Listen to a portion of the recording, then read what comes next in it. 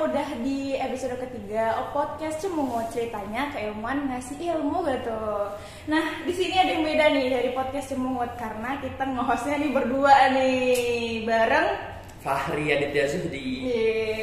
Nah, kali ini kita ditemani sama bintang tamu yang cantik banget. Kenalan dong, siapa nih? Hai semuanya, kenalin di sini aku Faza Azara Paramesti.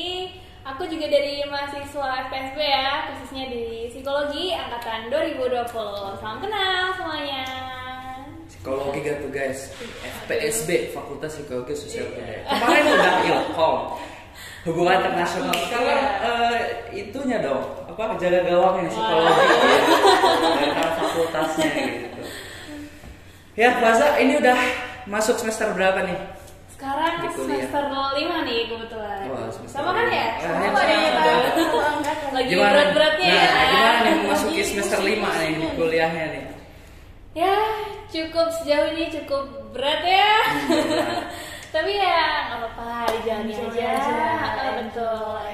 Ya. Seberat apa tuh? Seberat ditinggal mantan kan? Waduh, berat banget. Berat banget ya itu ya. Ya, Apa tuh? paling tugasnya sih ya yang agak keroyokan nih datangnya. Nggak satu-satu, tapi keroyokan. Babak belur dong, dikeroyok Iya ya. sih. Nah, Mbak Faza, apa sih kesibukannya di semester 5 ini? Oke, kalau untuk sekarang sih aku sibuk. Tadi ya kuliah itu tugasnya yang Masya Allah bikin mules dada ya. Terus juga sibuk kepanitiaan. Kebetulan lagi jadi ketua panitia juga. Terus sibuk organisasi juga, sama ada ikut UKM musik sama ngisi beberapa event juga sih. Sibuk banget ya. Tidak Iya. seperti saya yang kupu-kupu nih. Waduh, kupu-kupu gak tuh?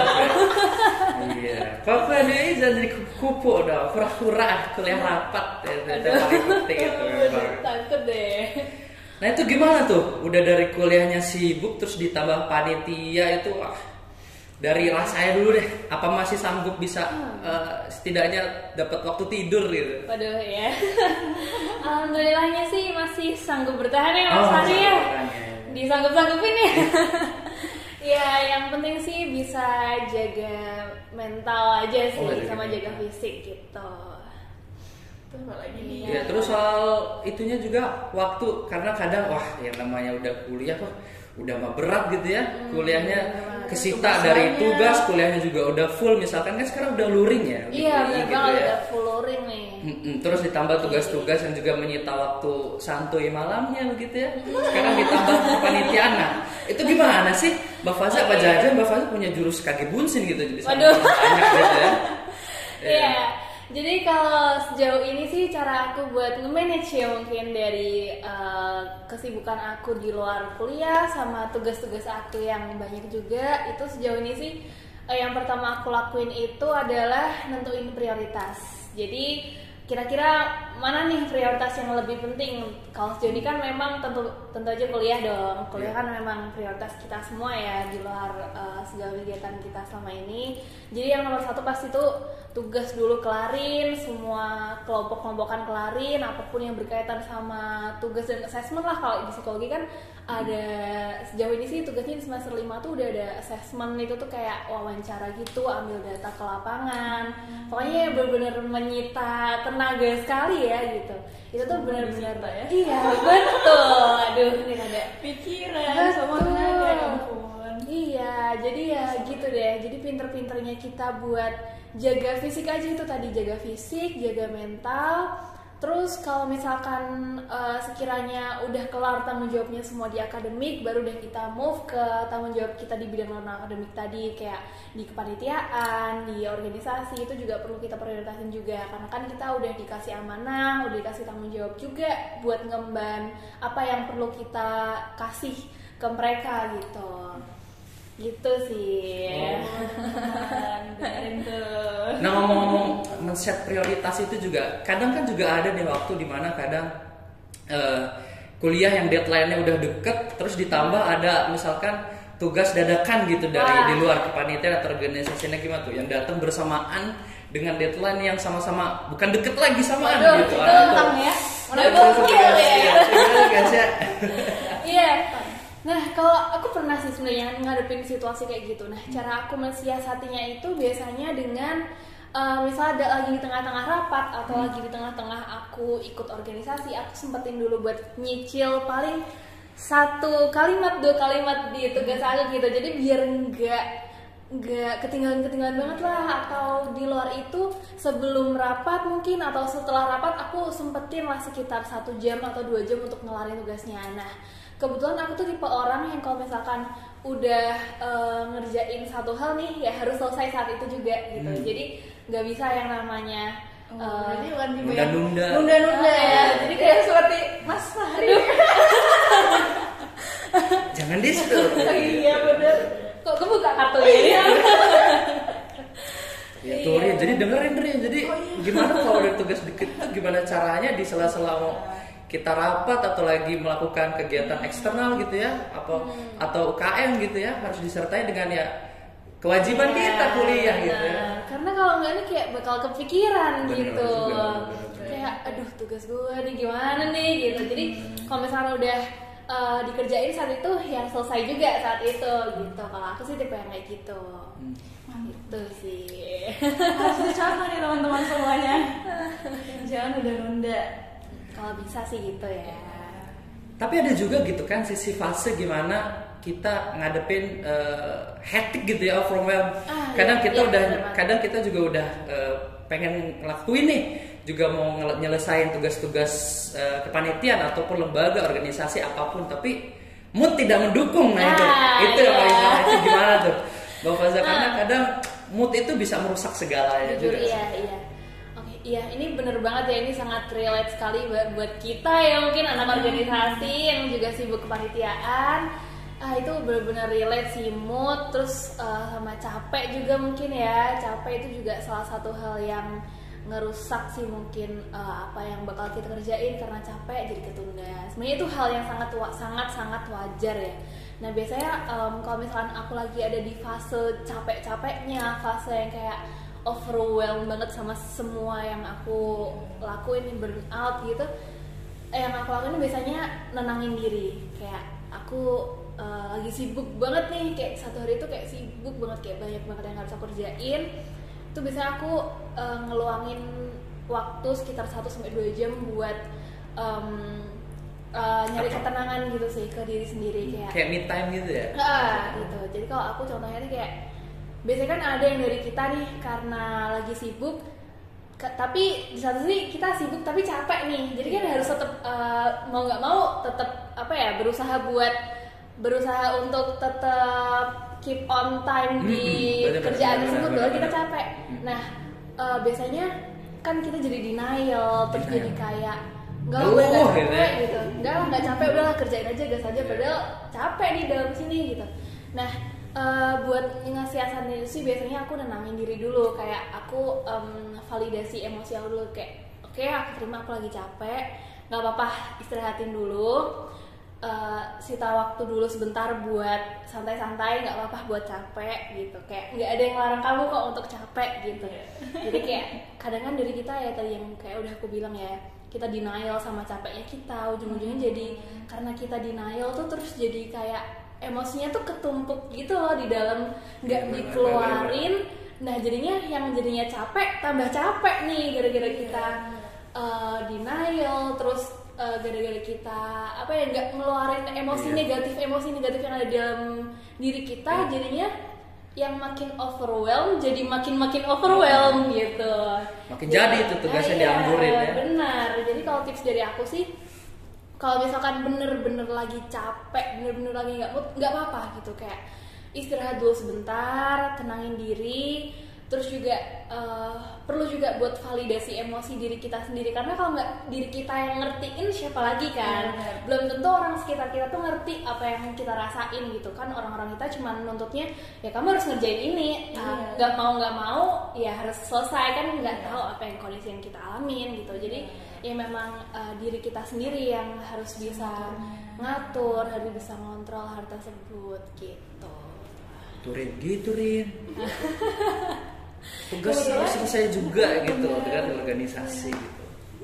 Nah ngomong buat cari waktu me time itu kadang juga ini banyak ya kebanyakan mahasiswa juga yang kadang me time ini agak menguras dompet. Nah, mungkin Janjan Faza punya skill cara gitu lah yang me time itu bisa mengembalikan mood tapi tetap bersahabat dengan dompet atau bahkan hemat tidak mengeluarkan spesial pun dari. Wah ini nih bener banget. Apalagi kita anak kos ya kan. Iya. Budgetnya sangat-sangat terpres gitu buat makan aja mikir ada besok makan apa ya. Iya. Jadi kalau misalkan buat ngatasin rasa capek terus ngembaliin mood gimana sih biar nggak ngeluarin duit gitu, biar harus seneng-senengnya nih nggak harus keluar nonton bioskop, ngafe gitu. Ada nih cara-caranya tuh, kalian bisa di rumah Netflixan simpel banget itu. Terus terus nonton drakor kan bisa ngembaliin mood juga. Terus apalagi ya contoh-contohnya nih kayak dengerin musik gitu, olahraga di rumah juga bisa. Nah biasanya kalau aku sih olahraga sih kayak kecil-kecil lah, gak yang berat gitu olahraga. Panjat tebing enggak ya? Waduh, Serem banget. agak seru ya, agak ekstrim gitu panjat tebing. Takut banget deh. Panjat sosial ya kan guys. Waduh, ini Serem apa ya? Iya, biasanya gitu sih kalau aku sih. Bisa olahraga sambil dengerin musik, apalagi kalau misalkan lagi stres kan ya, lagi stres terus kayak bawaannya tuh pengen fresh aja gitu, kayak pengen fresh ya aku olahraga di rumah kayak workout kecil-kecilan aja sih gitu sambil dengerin musik sambil ngemil lah, workout itu ngemil. Sama aja. Habis ngemil workout lagi gitu. Udah ketahuan ya ini ya. Nggak ada celosan ya bisa ngemil. Ya tapi bisa aku gitu sih. Nah aku yang aku alamin sih gitu ya sejauh ini. Nah ngomongin soal me time juga hobi, ini kayak denger-denger Faza juga kan kayaknya seneng juga ya bergelut di hobi bermusik, nyanyi gitu ya. Boleh kasih tahu dong apa jangan ikut UKM musik juga mungkin? Iya. Iya, jadi kebetulan di UI ini aku ikut UKM musiknya ya, UMC itu aku di sana sebagai singer ya, itu vokal di situ. Nah gimana tuh di sesi-sesi saat kumpul bersama teman-teman band musik gitu, apa juga bisa membantu membalikan mood juga gitu ya? Nah iya. Juga, iya ini juga benar banget sih. Karena kan balik lagi ya kalau misalkan kita lagi stres sama sesuatu, biasanya hobi itu jadi penyelamat gitu kan ya. Jadi gimana kita bisa ngelakuin hobi kita, hal itu tuh kayak ngebalikin mood kita gitu loh, karena kita ngelakuin sesuatu yang kita senengin, yang kita sukain gitu, salah satunya dari hobi itu. Nah kebetulan karena hobi aku nyanyi, jadi kalau misalkan aku jamming nih atau lagi ngumpul nyanyi sama teman-teman, lagi ngeband, itu tuh kayak nggak tahu kenapa stresnya hilang aja gitu. Jadi kayak ke bawah happy, ke bawah senang, akunya seneng, terus kayak bebannya hilang juga gitu. Jadi itu juga salah satu hal yang membuat aku bisa relief dari emosi-emosi negatif gitu. Udah cantik, bisa nyanyi. Waduh. Karin juga bisa. Iya loh. Sering konser ya Karin kayaknya di kamar mandi mungkin ya. Diam-diam aja. Iya terus dengar kayaknya dari kesenangan bermusik khususnya nyanyi juga kayaknya pernah dengar Faza juga pernah ya dapet award dari hobi bernyanyi itu. Coba dong di-spill. Iya. Sebenarnya sih kalau misalkan award itu enggak yang berlebihan gitu sih. Aduh, rendah banget guys. Enggak yang muluk-muluk sih. Tapi waktu itu pernah beberapa bulan lalu ikut lomba solo vokal tingkat DIY dan Jawa Tengah, itu dapat juara 1. Alhamdulillah. Gitu. Juara 1 guys. Enggak lah. Gak usah lebay lah. Jadi teman-teman pasti gak sabar kan suara Mas yang rasa. Mau dicoba sekarang? Oh, jangan. Suaranya mahal. Ini kalau jadinya konser nih, gak podcast kayaknya. Konser nanti. Begitu deh. Iya, jadi dari inti pembahasan kita ini dari mulai kuliah yang overwhelmed terus akhirnya bisa mencari me time dan juga me time yang bermanfaat, produktif gitu ya. Nah itu gimana itu kan dari Faza bisa mendapatkan celah gitu loh, tetap maksimal dalam kuliah dan bahkan juga dalam berhobi pun bisa menghasilkan output yang bagus gitu loh, nggak tanggung-tanggung gitu loh, ada hasilnya, ada seperti juara, terus bisa kembalikan mood untuk tugas dan segalanya, itu boleh di share. Nah oke.